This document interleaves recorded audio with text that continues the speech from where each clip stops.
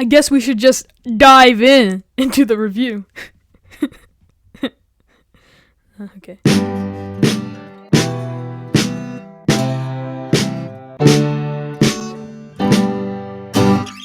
Hello and welcome back to my channel. As you can see in the title, this is my review of Daughter of the Deep by Rick Riordan. I think this is his first book out of the Greek mythology world, and this book really dives deep into sci-fi. Specifically like marine sci-fi.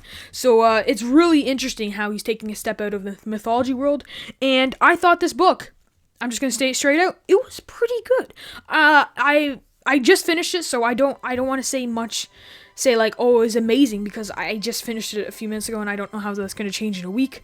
But I want this video to come out Monday, so yeah. So I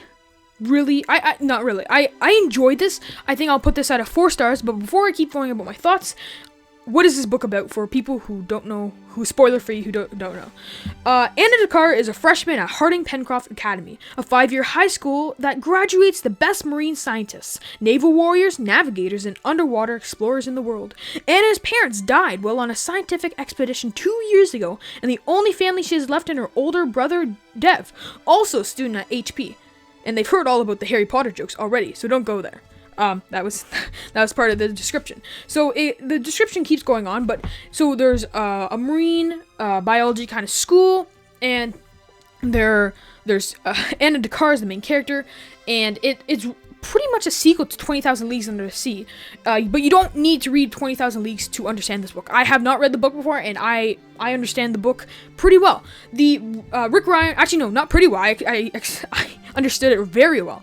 Rick Riordan doesn't go deep into the story in 20,000 Leagues Under the Sea, but you get a sense of who the characters are, what the story is from this book. So you don't need to read at all like a page of 20,000 Leagues Under the Sea, but I am interested in reading it, so I might read that in November.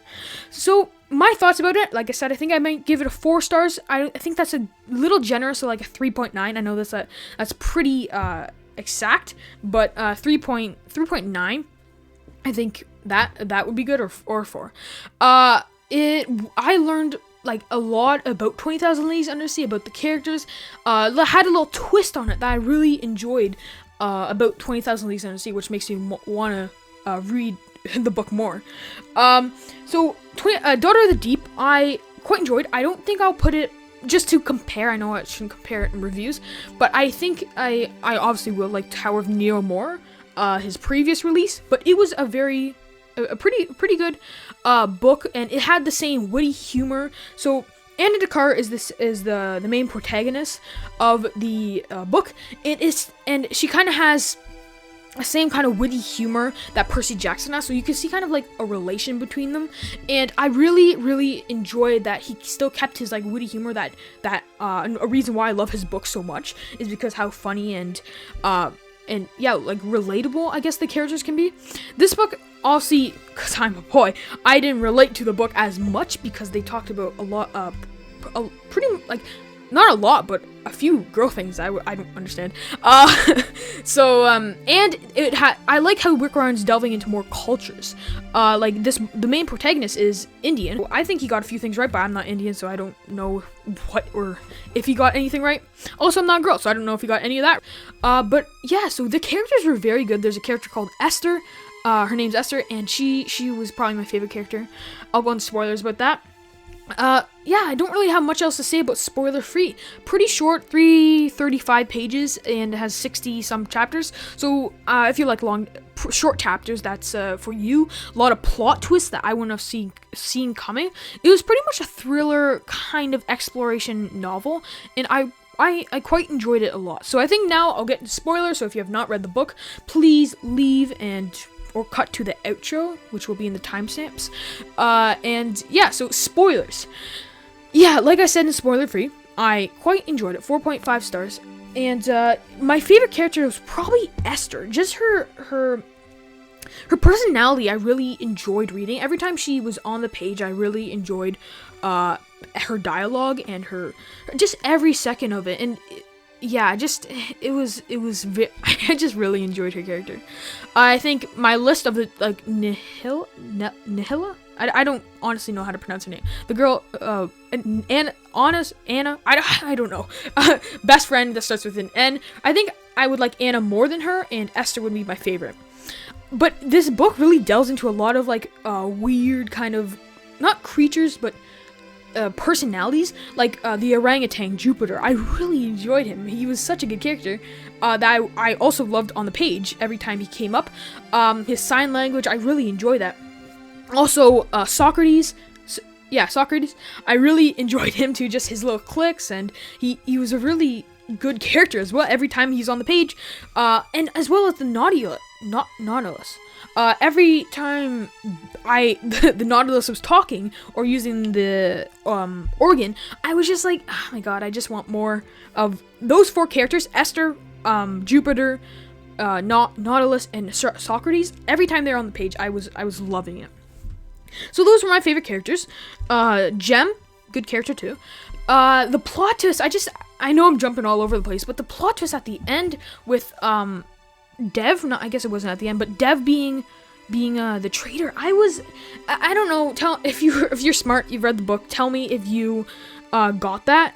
But I did not get that. I thought, because at that point it's like over 200 page mark, and the Rick Riordan has convinced you that he's dead. Like there's no coming back. Like I was skeptic. I was a skeptic at the start when he first said that the building collapsed and Anna thought that Dev died. I was skeptic because if they don't, like the rule that I have is if there's no body, then they might not be dead.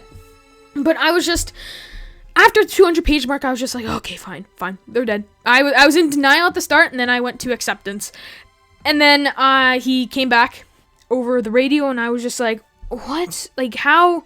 My mouth was on the floor. As you know, I'm pretty dumb with plot twists, so that was very surprising to me. Another character I really enjoyed on the page, I forgot to add, I was just looking at the book that I have right here, is Romeo. I know that's not his real name, but that's what Anna gives the squid the name. He was a really good character, even though he didn't talk though. He was such a good personality. Anything else I need to say? Like I said, spoiler free. They really you could get a lot of the 20,000 Leagues Under Sea. Like you learn a lot about it, about the technological advancements that Nemo did, and just all that. You learn a lot without actually reading it. I like how Rick Riordan does it. It's not a sequel because you don't need to read the previous one, but it is an attachment to 20,000 Leagues, which I quite enjoyed. What else do I have to say? I really liked also the friendships in the story, and I think that was another main part. There was no relationships, which I enjoyed. It's a nice break from like the Tower of Neo, how every single couple gets or every single character gets a couple, like Frank with Hazel, Percy with Annabeth, Jason, I guess. Yeah.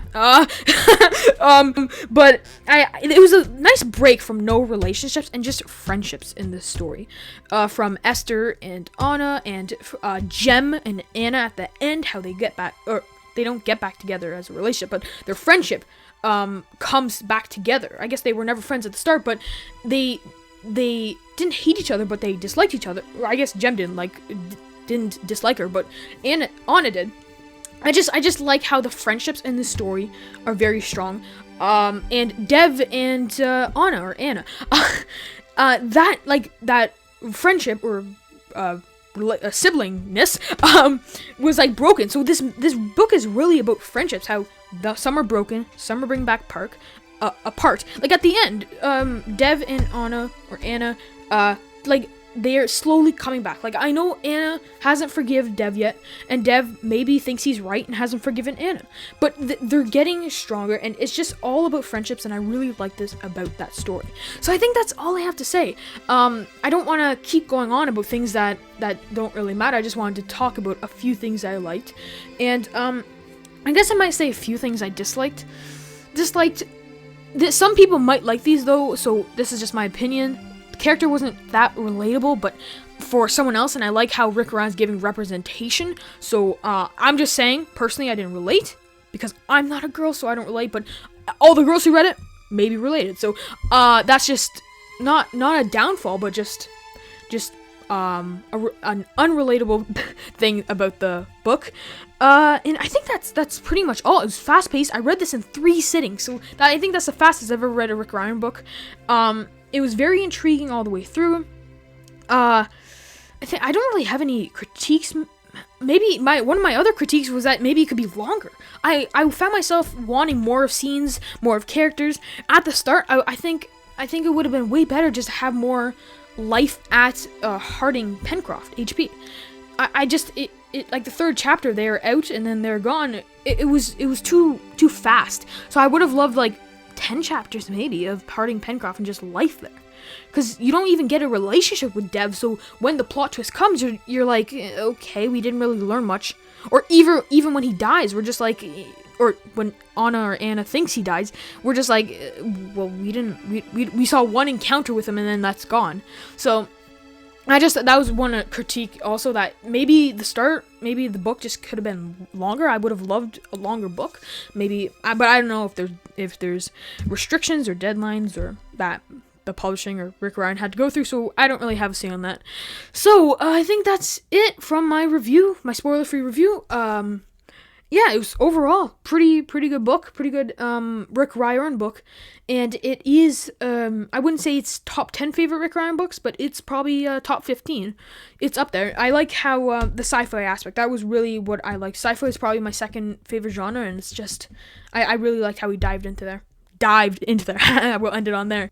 Well, thanks for listening. This has been my review of Daughter of the Deep by Rick Riordan. Thanks for listening, and see you next time.